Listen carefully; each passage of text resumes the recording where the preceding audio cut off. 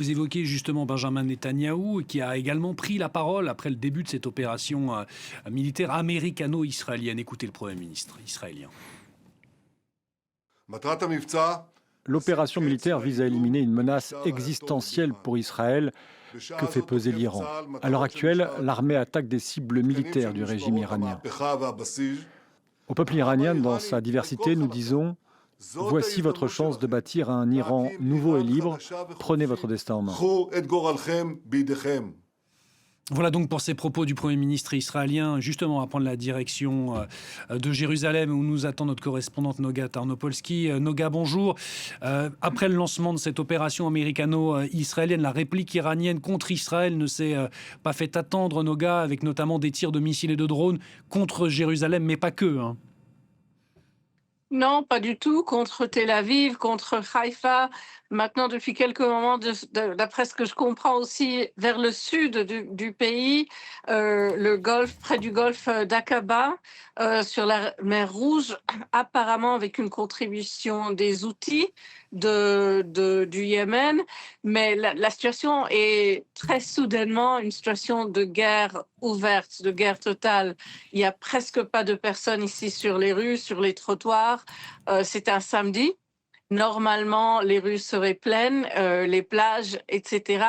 On nous a annoncé déjà que le système éducatif israélien sera fermé au moins dimanche et lundi, le début de la semaine scolaire ici.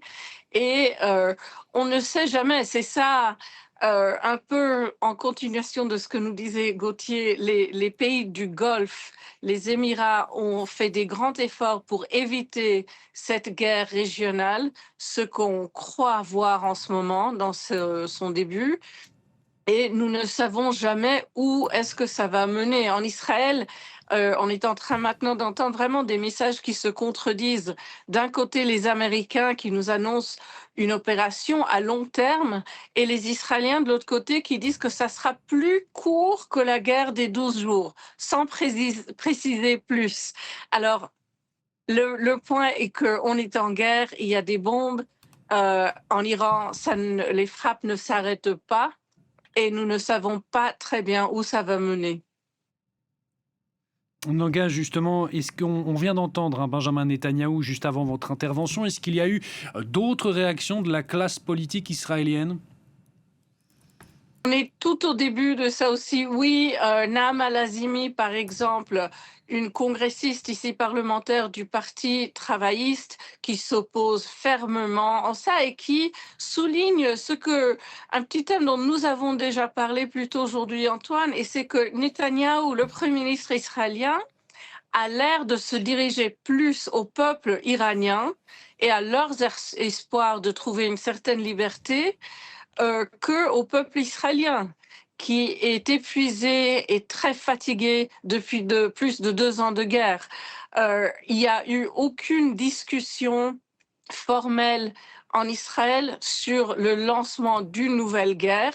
Israël reste en état d'urgence depuis le 7 octobre 2023, c'est vrai, mais il n'y a eu aucune discussion formelle sur le lancement d'une nouvelle guerre. Alors, il y a déjà des critiques de ce point de vue formaliste, il y a des critiques sur les buts de cette opération.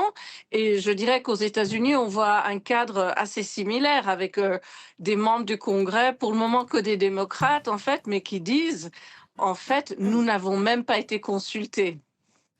Merci beaucoup, Noga Tarnopolski, notre correspondante à Jérusalem.